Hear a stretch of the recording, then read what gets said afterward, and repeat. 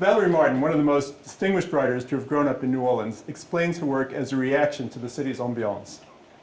Flaubert's Madame Bovary, a cautionary tale about a foolish woman whose romantic education ill-fits her for her very ordinary life, was perhaps the most important influence, she has said, of how she came to write. As a New Orleanian, I was naturally drawn to all things romantic, spooky, and Gothic.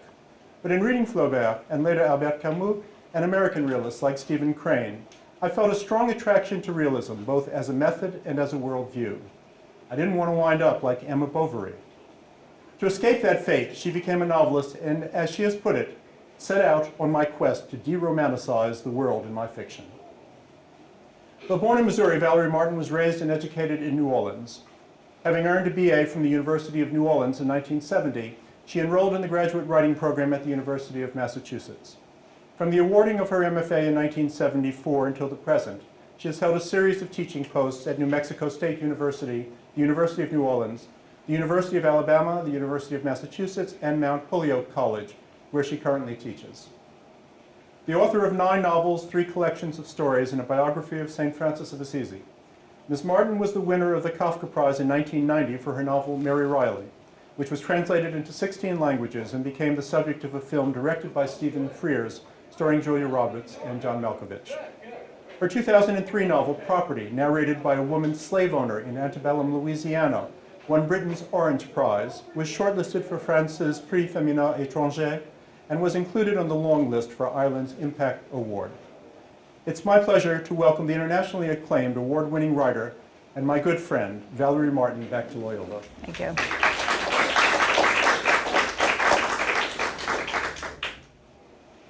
As suggested by the title of your first book, a powerful collection of stories called Love, you seem to have had one consuming subject over the course of your career.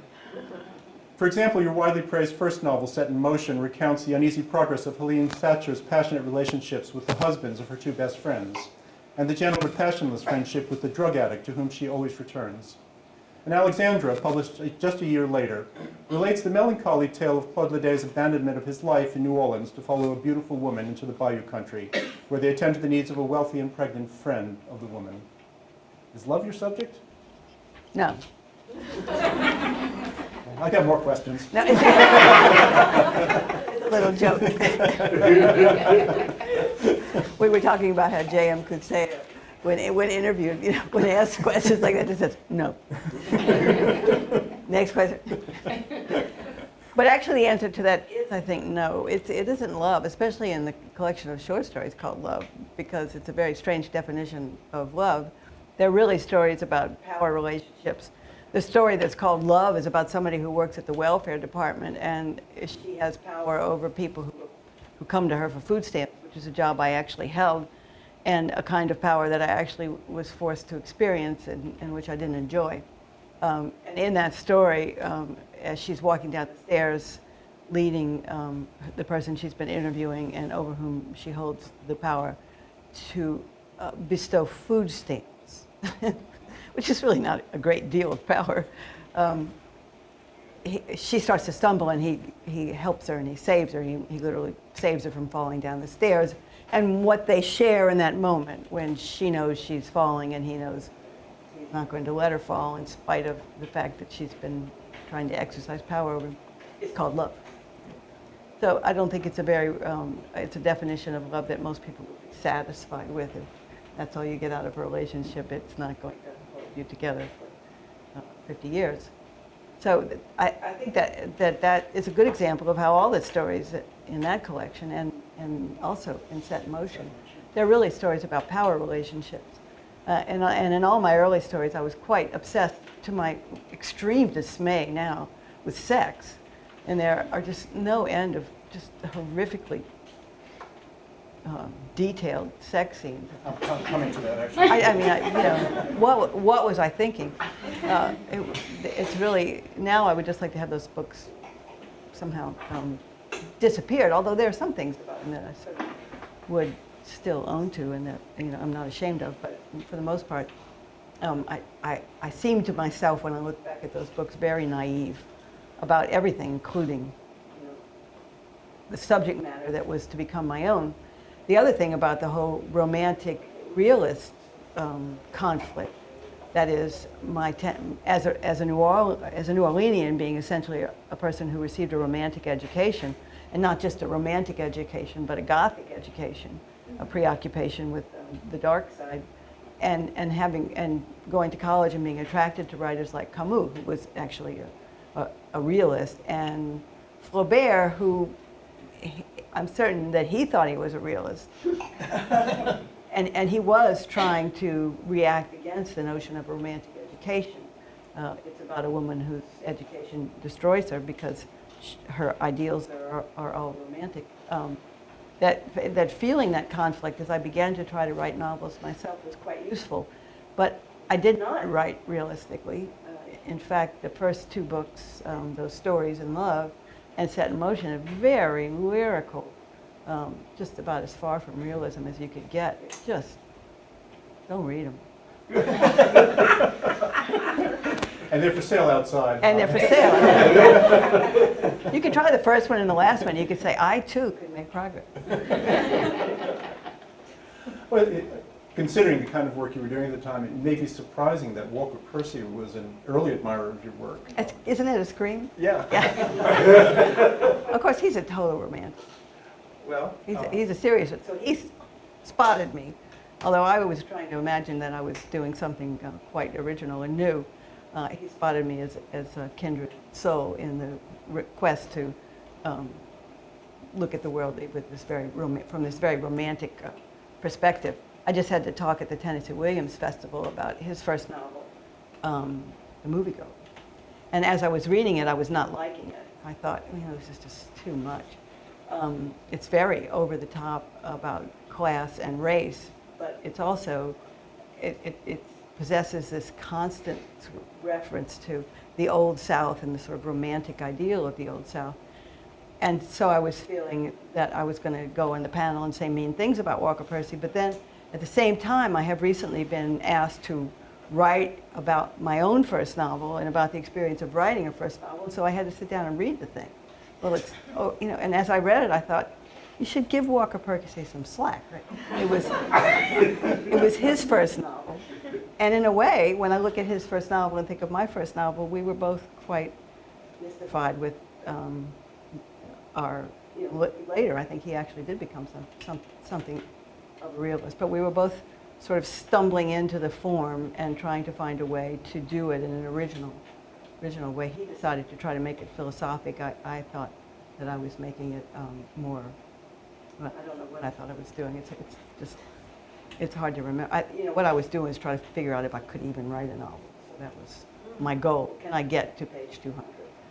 And I did. Did he help you? He didn't help me write the novel. He didn't read it until it was done. But he did give us a quote for the novel, which was most welcome and generous. Remarkable for its honesty? Remarkable for its honesty, isn't it? That was the quote. Yeah. And he was also very interested in the fact that the narrator had a job, because he never did really have a job. I could see that he was fascinated by that. And I did. I worked at the welfare department, and the book largely takes place at the welfare department, and some of them, maybe half of it, and some of the stories about working there were based on things that really did happen to me. I guess we should point out that Dr. Percy did try to work, but he contracted tuberculosis when he was an intern, right. As 25% of all medical students did in those days. Really? Yeah. Oh. A quarter of every medical class was never able to practice because they had contracted tuberculosis. Yeah. And so, not being able to be a doctor, he decided, well, I must be a novelist then. And wrote The Moviegoer. It turned out to be a good choice. It wasn't bad. Talking about trying to figure out how to write a novel, even if you can write a novel. In Alexandra, you took the bold step of narrating this novel about memory and mystery from the man's point of view. Mm. And in much of your work, you've been experimenting with technical aspects of fiction.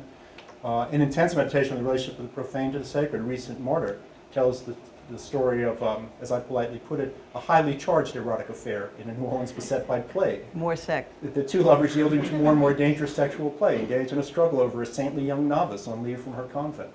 It's quite a story. I mean, not since Les Liaisons Dangereuses has there been this kind of conspiracy. Oh, thank you. That's one of my favorite books. Yeah, mine too.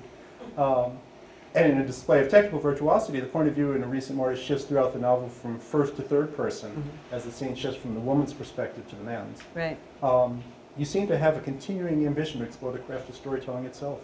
I do, and I think in those early novels I was really interested in point of view as something that could be played with a bit. In A Recent Martyr, it was a book that, it was my third novel, I think, and the first two novels were published without difficulty. I had the same editor for both, but then he moved to another house, and I turned in A Recent Martyr, and he turned it down, saying that there was no enthusiasm in the house, which has become a really great expression to use in your own daily life. There's just no enthusiasm in the house. For that idea, I love that expression, no enthusiasm. So I didn't sell the book, and it went around to publishers for 8 solid years and was never published. And at one point, we did have an editor who said he would buy it if I would change the point of view and put it all in the first person. Because it's narrated by a woman who narrates scenes that she couldn't have seen, but we know that she heard about it. And that didn't really seem to me to be so outre. I mean, I think it's actually been done before and probably even better. But that was a real that was a real test, because I really did want to sell the novel, and I really didn't want to change the point of view. To me, that was part of the point of the novel, was that peculiar point of view. And so I did ultimately say no after some dark nights of the soul. So I guess I was committed to trying to have my own way and to tell the story in my own way. And the thing that I liked about the novel was this rather odd point of view that narrated. I liked that it was about ultimately a friendship between two women. That was important to me. I didn't think I'd seen an older woman and a younger woman. I hadn't seen that explored, I thought, that much. And as a subject, it interested me. And that it is about the sacred and the profane, not new to me, with the notion that religion and sex have a lot in common. The quest of both is a kind of destruction of the ego. And so that, having been raised in Catholic schools, I knew that was the goal. And you were writing The Constellation of Nature and other stories at that same period as A Recent Martyr, probably? Yeah, those stories probably started a bit earlier, and I think finished after. It takes me a long time to get together a collection of stories, so I had written them over a long period of time. And those stories were originally called dead animal stories, because every story has a dead animal in it. But that title was quickly rejected. The Great Divorce also takes up characters, a veterinarian and the Catwoman of St. Francisville? Yes, the Catwoman of St. Francisville. And other characters that are inhabiting the boundary between the world of animals and the world of human beings. What do we have to learn from animals in your fiction? I think we should learn to chill out from animals. They really feel they are clearly comfortable in nature, and we clearly are not. But it hasn't done them any good to be comfortable in nature, because they face extinction. The novel that's called A Recent Martyr, that's called The Great Divorce, came out of my feeling that when thinking about and reading articles about the wild and the disappearance of tigers and the disappearance of lions, and what the vet taught me to describe as charismatic megavertebrates, that I was sad about that, and that I didn't want to live in a world where there were no tigers or lions. But then I also read about people who did live in a world where there were tigers and lions, and I didn't want to live there either. That is, I didn't want to have one as a neighbor.